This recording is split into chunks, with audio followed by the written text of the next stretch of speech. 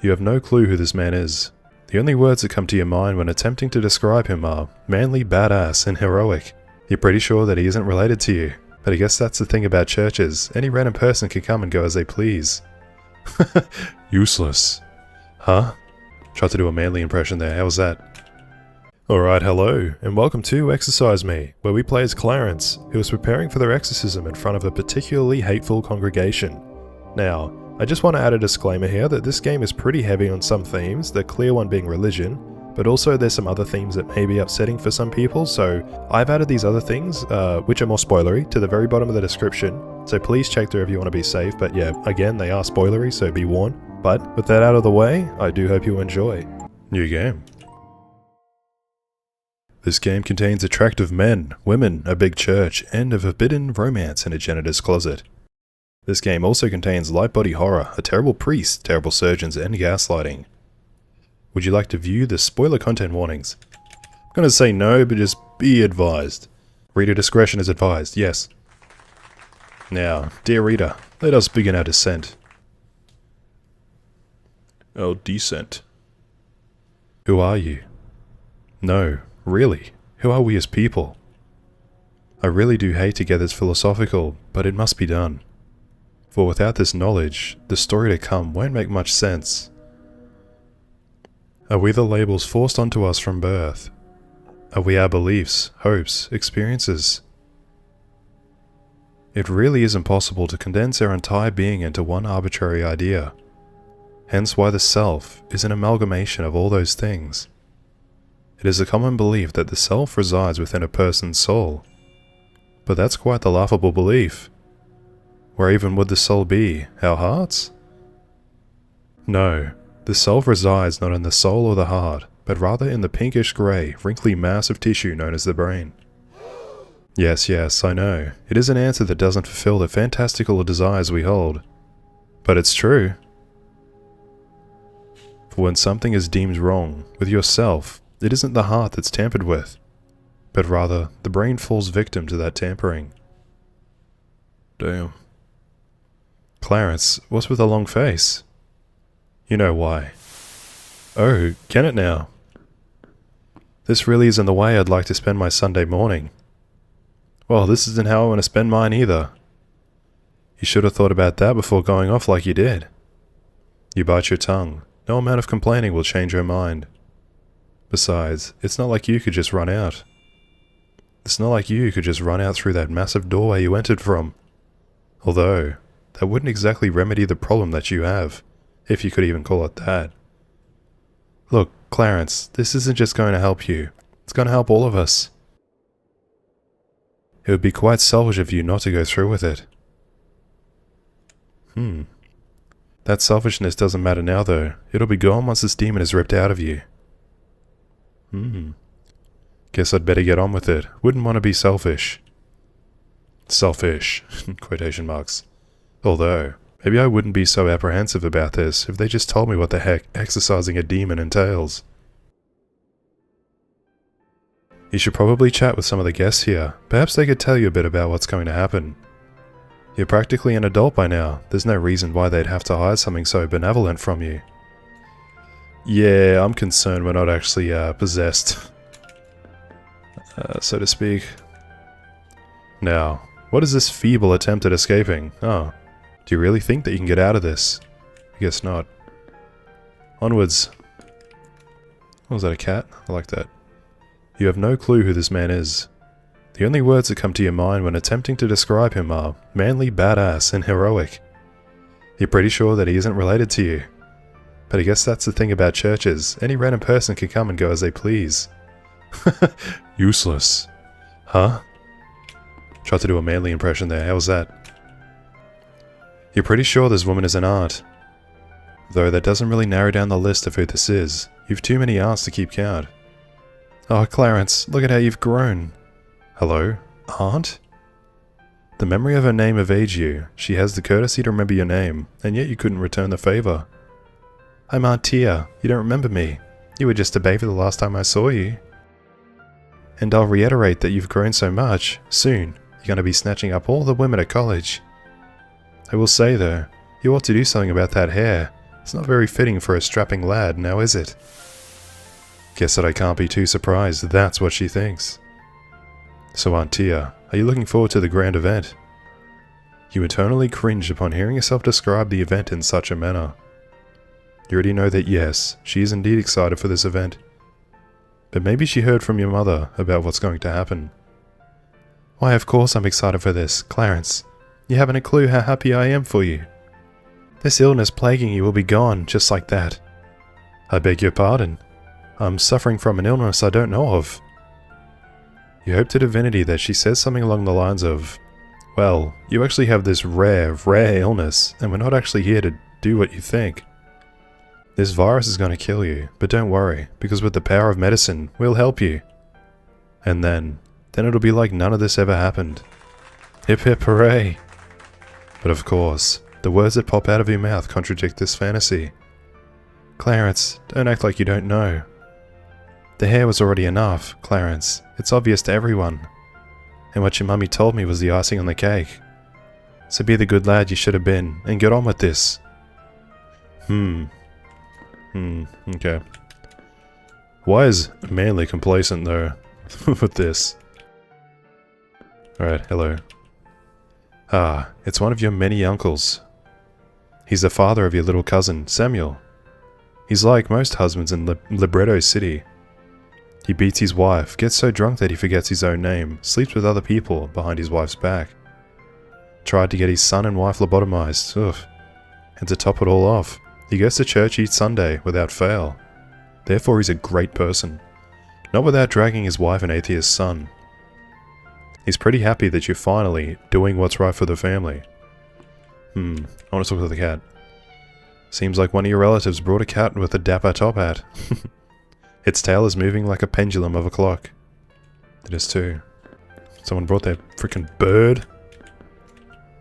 Your relatives have a knack for bringing their pets everywhere they go. This includes more exotic pets, like a hawk. Strangely enough though, this hawk is green. You've never seen a green hawk before. It opens its beak to speak in calls and screeches. Love? How does a hawk sound? Love isn't something you just let go of, said the... Now wait a damn minute, who trained this hawk to talk? Something about this person is so familiar. Wait, could that be him? Hey, Ash. Who? Huh? It isn't him. Clarence, what did you say? Oh, it was nothing. The cousin rolls his eyes and gets back to standing. Standing with apathy plastered all over his face, a slight tinge of annoyance visible. You decide to leave him alone. It would make things awkward if he stayed too long. I'm gonna stay here just to spite him, while I drink my tea. Alright. We're getting close to the front now. Who's this? It's your little cousin Samuel. You haven't seen him in quite some time, even though the two of you were glued to the hip a few years ago. You wonder what he's going to think about you needing this exorcism. You brace yourself for the disappointment. How could my older cousin, who I looked up to, be something so scandalous? Then, you're pretty sure that it'll be followed by a, but he's doing the right thing by getting that demon exorcised. Clarence, long time no see, how have you been? I've certainly seen better days, Sam. What about you? You're in high school now, right? High school's okay. I guess you could say that I've also seen better days. The silence hangs in the air for a good while, as the two of you stew in misery. I guess that it isn't going so well for either of us, huh? Clarence, I know that this entire family reunion thing is about you, or something, so I'm sorry if it sounds selfish of me to ask you something. Samuel, don't be sorry. It isn't your fault that Mother dragged us all here to get a demon out of me. I really don't want to be here for whatever they do to me. I'd rather help you, if I'm being honest. Promise me you won't tell my mum. You nod your head in affirmation. There's this classmate, a friend, actually.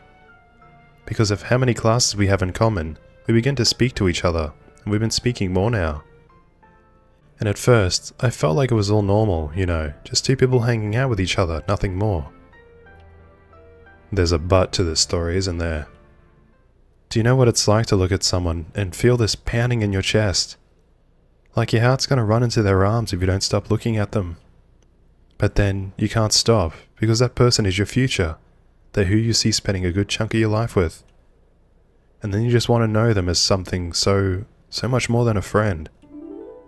Personally, I believe that you should ask her out. You're gonna regret it if you don't take the chance with her now. But Clarence, they're not... Samuel's lips hover by your ear, and he begins to whisper. Clarence, he's a boy. He's as much of a boy as either of us, and these feelings, shouldn't I be having them for a girl? You pause, attempting to think what to do. Sam, let's go somewhere a bit more private. You make sure that no one else is too close. You wouldn't want anyone to eavesdrop on this. Lest Samuel ended up in the same position as you. Samuel begins to elaborate in a blubbering tone. Do I do a blubbering tone? I'll try. Clarence, what's wrong with me? I'm not supposed to feel this way towards my best mate. Samuel, there's nothing wrong with... There's everything wrong with it. What's my mother gonna say? What's my mate gonna say if he finds out? Although you know the truth about what would happen, you decide that clarifying that wouldn't be the most comforting. Clarence, you and Asher were best mates, right? I need you to tell me how I should be feeling towards my mate. Look, I can't exactly do that. I can't change the way you view your friend by telling you how I view Asher. But why? Maybe if you tell me, I could sort of force my mind back to normal, I don't know, but I'm desperate for any solution. I can't tell you about that because Asher and I, we are... You can't bring yourself to say it, even if you know that it could comfort Samuel. Asher and I, best mates. Ahaha, there's no way in hell she said that. That's exactly what she said. You go with that lad one more time, and you'll never see the light of day again. And yet here you are. Is this Asher? With that lad she speaks of. Quite the rebellious streak you've got going, Clarence. Asher, you're quite the bad influence on me. Ah, am I so bad? I mean, all that I did was take you out without your parents' knowledge, and let's not even talk about how I got you to kiss me. Alright, hearing that is pretty damn bad, but at least we haven't done anything scandalous yet. I think that you're ignoring the fact that if anyone as much as saw us, that it would result in the next big controversy in the paper. Okay, you got me. I didn't quite think that through. Generally speaking, Asher wouldn't behave in this somewhat immature manner. He'd always hold a calm, composed demeanor, fitting for a future detective. You know they reserved this playful persona just for you. And its energy is contagious. You begin to stifle some laughter as you move closer to him. Looking at him is like staring at a vignette, frozen in time, with nothing in focus except for him. It's almost as if every single pesky problem of yours melted away in that very moment. I really want to kiss you now. Then why don't you? It's not like it'll get as hectic as last time. Ah, the last time. The last time the two of you got this close was in the janitor's closet at school. How romantic. Privacy, for the two of you, is the ultimate luxury. You're hidden away from the critical eyes of the masses. Of course, it was just your luck that the janitor needed to retrieve a mop from the closet. And you had a very pleasant time explaining to the janitor how you had no clue how you ended up in the closet with your best mate. Clarence? Clarence, what is it? You know we can't do that here. No. Why I can't do it? Asher tries to lighten the mood a bit. Well, you've already broken half of your mum's rules just by being with me. Why not go the extra mile? You know me, I'm nowhere near as brave as you. I wouldn't exactly call myself brave. I don't blame you, Clarence, and I want you to know that I get it. You know how my old man is all gung-ho about masculinity and all that. I think that your mum would be even worse than my father about that kind of thing. It's just that, keeping us a secret, even when our families aren't around, it's so exhausting. You're struggling too, aren't you? What makes you say that? You were struggling to not kiss me. Alright, you got me there. How about this? We find somewhere we can be us, without having to worry about our families. Oh, you telling me that the inside of the janitor's closet doesn't count? It's It's almost a perfect place for hopeless romantics like us. The only problem would be how quickly the janitor found us. Just be glad that the janitor didn't tell anyone. Of course I am. I wouldn't want to be married off because someone tatted on us. Now, wouldn't that be a terrible way for this to end? As you think about Asher, you begin to realize that you never got the chance to tell him about this little ordeal you're in. Maybe it's better that he doesn't know. He'd probably blame himself for this. Someone saw the two of us together. They clearly saw through our platonic act. Of course, being physically close to someone isn't the best way to act platonic.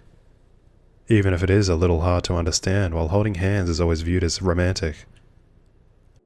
You continue to ruminate in your thoughts, forgetting that Samuel is there. Clarence, is everything alright with you? Oh, yes, about your feelings and all, I think. Your words are interrupted by someone's arrival.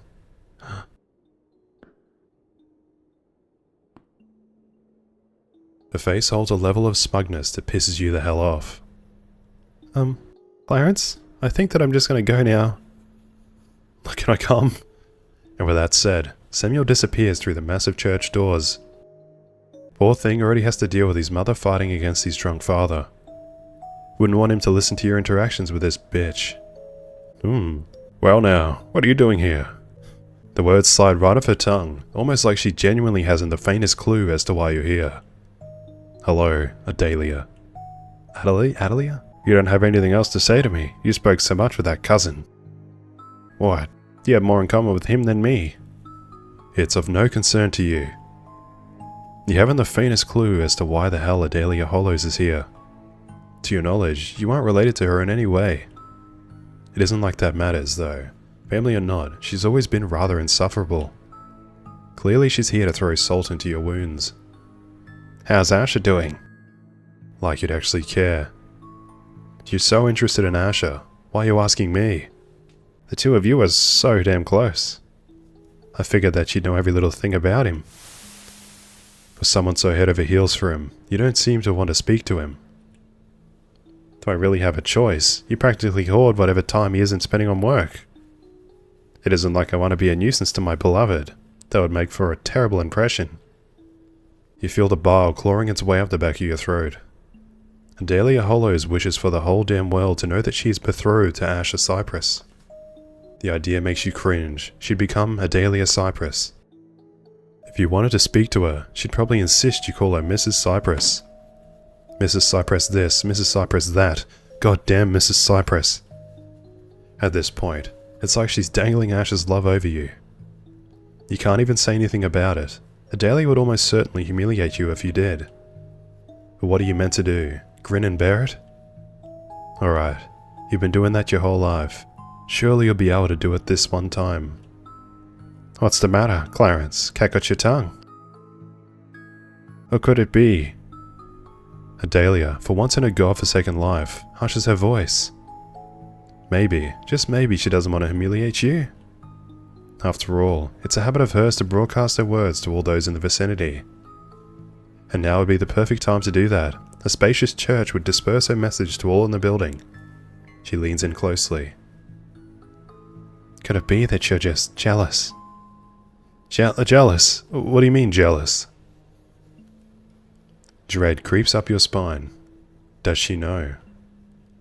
You hope to divinity that she doesn't. Not that divinity would listen to you anyways.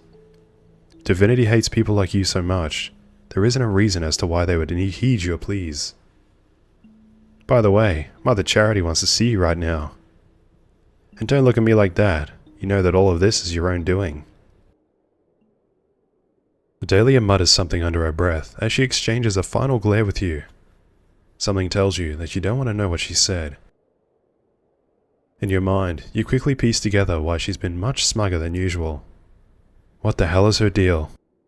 She's already betrothed to Asher. She already has him all to herself. Sigh. If she really wanted him that badly, she could have just said the word and they'd be married. Sometimes you don't understand the ways in which people view love. Love. You'd like to believe that you're not like Adelia, completely obsessed with Asher. But now that you think about it, perhaps it seemed that way to others. Divinity forbid two young men hold hands or tease each other. Alas, you probably should heed Adelia's words and see Mother Charity. Can we just go? Now, what is this feeble attempt at escaping? Do you really think you can just get out of this? Ah, it sucks. Okay. Glued to Mother's face is a frown. She's probably thinking about how much of an inconvenience it is that you're even here. Come on, Clarence. Go on with your day so we can get this over with. Alright. Mother Charity begins to speak with you. Unholy One, Divinity requires a task from you. For the ritual to commence, you must light all of the candles. Mother Charity bestows upon you a holy lighter. Got a lighter. Hold your movements for a moment. Ooh. Those crosses are upside down. Divinity's love is inevitable, and if you think that you can escape it, you're sorely mistaken. You can't help but wonder what benevolent deity's love would be inevitable. Something about their love cleansing you regardless of your desire rubs you the wrong way. Run along now, go off and light the candles. It's a pentagram, right? 6, never mind. Okay, press enter when the pointer is on red to light the candle. Lit the candle. You wonder why you of all people must light the candles. Wouldn't it have been so much easier if the candles were already lit? Someone took the time to arrange the candles, couldn't they have also lit them? Lit the candle. Okay. Lit the candle. What happens if I fail? I'm gonna try failing. Try that again. Try that again, okay. Lit the candle. Oops!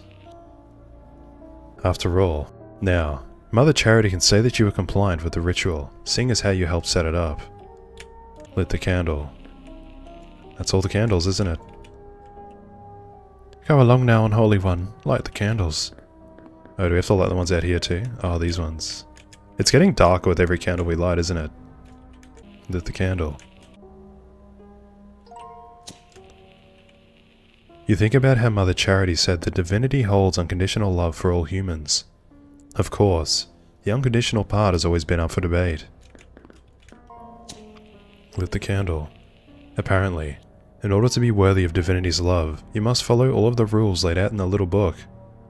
So much for unconditional love. Lit the candle. There are so many rules in that little book about who you are allowed to love and who you aren't. If you were to use that book to help find a lover, it would be almost impossible to do so.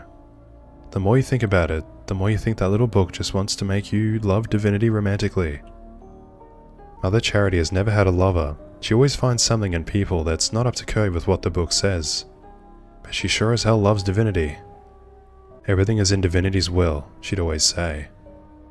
You're pretty sure that all of her behavior aligns perfectly with what that book says would be the ideal human.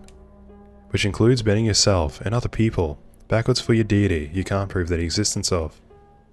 At this rate, you're going to snap in half for Divinity. The last candle. That should be all of the candles. So, guess that I should speak to Mother Charity again to start the ritual. Can we leave? Nope. Okay. Ah, you've completed the task. Yes, all of the candles have been lit. Come now, let's commence the ritual. Are you ready to start the ritual? You won't be able to go back once you start. I need to do something first. Know this, Unholy One. Divinity's love is inevitable. You will be cleansed whether your devilish tendencies comply with it or not. Just want to make sure I haven't missed anything. Can we speak to Manly? Save me, Manly. The man points a mirror in your direction. It's you. You look good. You're tempted to thank him, but you wouldn't know what to say. It's you. You look good. Can we speak to these guys again? She eyes your hair with a nasty sneer. You'd like to think she's jealous, but if it wasn't already obvious, she isn't. You wonder what it would be like if you're a woman. The standard that women are held to includes long, luscious locks just like yours. So maybe if you weren't a man, she wouldn't have such a problem with your hair. Of course, there is the off chance that she'd actually be jealous if you're a woman, but you've always been the type to be flattered by jealousy.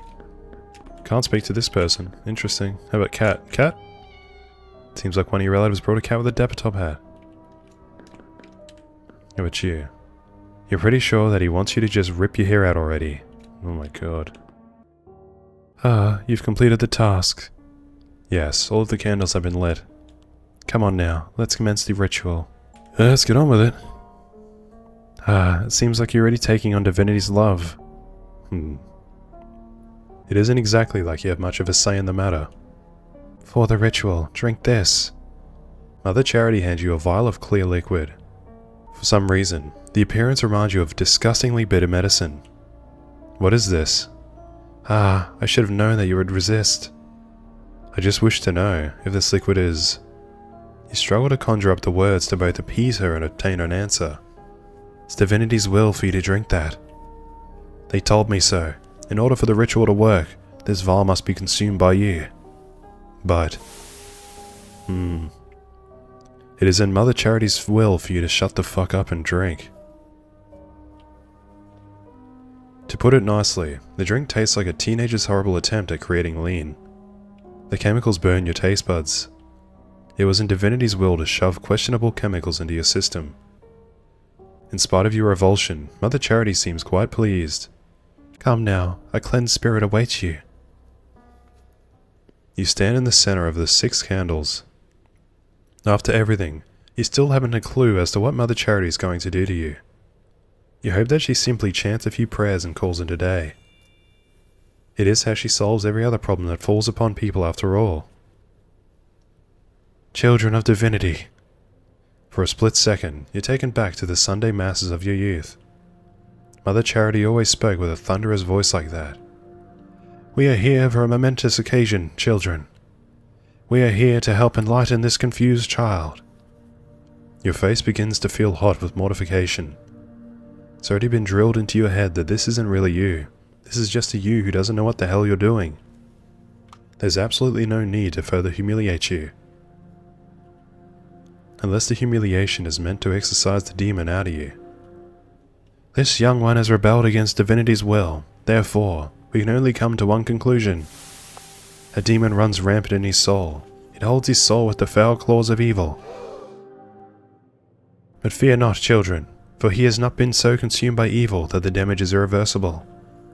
Today, he will learn of the true extent of divinity's love, and that love will exorcise the demon out of him. Now, children, pray for him. Pray that we tear the demon out of him, and pray that a good soul remains. The people hold their hands in devout prayer. It's almost like they're in drug-induced trance. In any other situation, this would almost be beautiful, a congregate of people peacefully banding together in support of a loved one. Of course though, you struggle to see the beauty in it. Maybe, just maybe you'll see the beauty in it after the completion of the ritual. I mean, who are you to think that you know what's best for you, right? If it weren't for your irresponsible decisions, you wouldn't even be here in the first place, right? And even then you would have ended up here. What kind of fantasy did you reside in? Where did you think you and Asher would go to be free? The people finish praying and turn their burning gaze towards you. This is it. You're going to be everything the people want out of you. You'll love who you're meant to love. You'll be free, right? Free of all the constraints placed upon you just for something so trivial as romance. In these moments, however, you wonder if it really is your fault. The constraints placed upon you, were they really your fault? Maybe if yourself weren't so tainted, you wouldn't even be chained to those restrictions.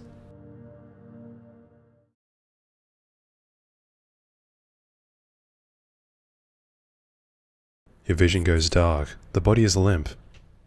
The numbness, it hurts, strangely enough. It's so cold that it almost burns. Wait, this isn't right. What? Vision slowly returns. Your eyes feel both numb and like nothing is squeezing them. Or something is. Wasn't there supposed to be some kind of ritual? When did they say anything about... Wait. His eyes are glued shut. Nothing that the surgeons do to him invoked a reaction. Almost as if he's sedated. And then it hits you. That's your body. Where are you? How are you not in your body? This doesn't make any damn sense. Mother Charity always said that surgery was against divinity's will. So then what is this? Before you can elaborate on your thoughts, something sharp probes at your...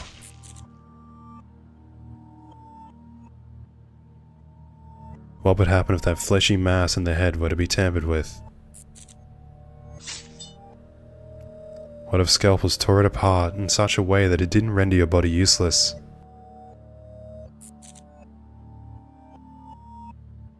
Something snapped away from him in that very moment.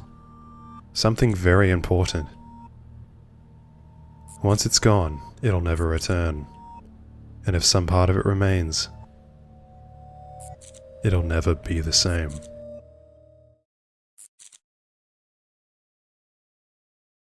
Clarence Amato graduated from law school with flying colours. His professors praised how focused he was. It was almost as if he had no life outside of classes. He was perfect in their eyes. And he was perfect in the eyes of his family. Thank divinity that you're blessed with a wonderful child, people would always say to his mother. Some would also say, goodness, the treatment worked wonders on him. Clarence hadn't a clue as to what they were talking about. Of course, he didn't care to ask what they meant by that. He wasn't supposed to question it. But he was content with being perfect. Absolutely, positively, perfect. Exactly as a young man like him should be, right? Obviously, Clarence had to enter the workforce. What kind of man would he be if he didn't? So he joined the 13th precinct of Libretto City. The precinct was always looking for new talent, due to how understaffed they were. Clarence didn't care much for detective work. True, he was detached enough from his surroundings to be able to stomach the violence involved in the field.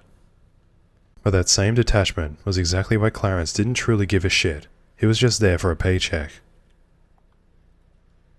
When Clarence entered the office, there were a couple of detectives, all chatting with each other while sipping scalding coffee. One of them glanced at Clarence. This detective had a deep brown hair, ivory skin, and emerald green eyes.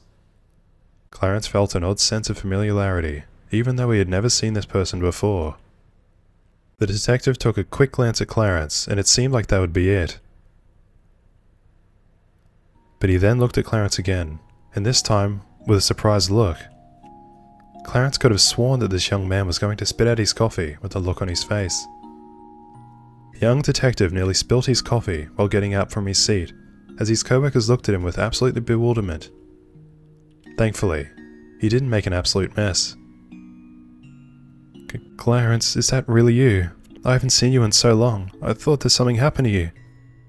Do I know you? The stranger gawked at Clarence with confusion and disappointment. Clarence? Clarence had absolutely no clue how this man knew his name. Neither of the men wore name tags, and this was Clarence's first day in the office. The stranger held his head low, like a child who had been scolded by his parents. Clarence's eyes were caught by the contents of the stranger's desk. A photo of the stranger and a strawberry blonde woman was held in a wooden frame. It appeared to be a wedding photo.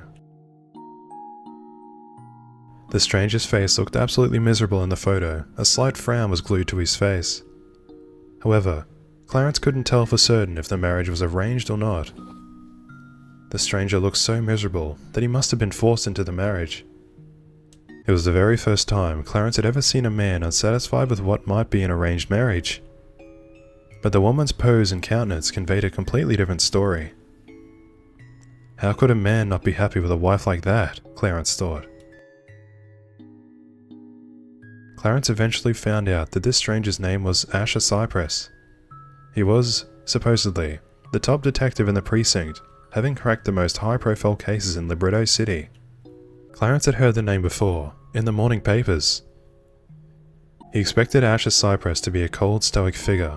How else could one manage the gore scene on the job? Clarence sure as hell didn't think this chatty young man was the Asher Cypress. Whenever Clarence so much as walked outside of a room, Asher would drop whatever he was doing and begin to chat with Clarence. Asher would ask stupid things like, "Did I do something, Clarence?" Clarence figured that it was self-explanatory as to why he gave Asher the cold shoulder. Clarence had no idea what the hell was Asher's deal. Asher acted like he and Clarence were close friends, even though they had never seen each other. And at the back of Clarence's mind, he couldn't help but feel that Asher viewed them as something much more. Much more than friends, let alone acquaintances. And a torn self. Damn, and I think that's the only ending. Alright, so that was Exorcise Me. And this game caught my attention originally because I had previously played Silver Thread, which is a lighthearted game where the MC's an exorcist. But yeah, this one definitely took a different turn. I kind of had a feeling that it was heading down the lobotomy path when we first spoke to that abusive husband character, and it was revealed that he had his wife lobotomized, and he goes to church like every Sunday, and it's, you know, it's connected, but yeah. But the way this game played out this story after the lobotomy was really good, I thought, in an upsetting and uncomfortable way, that is.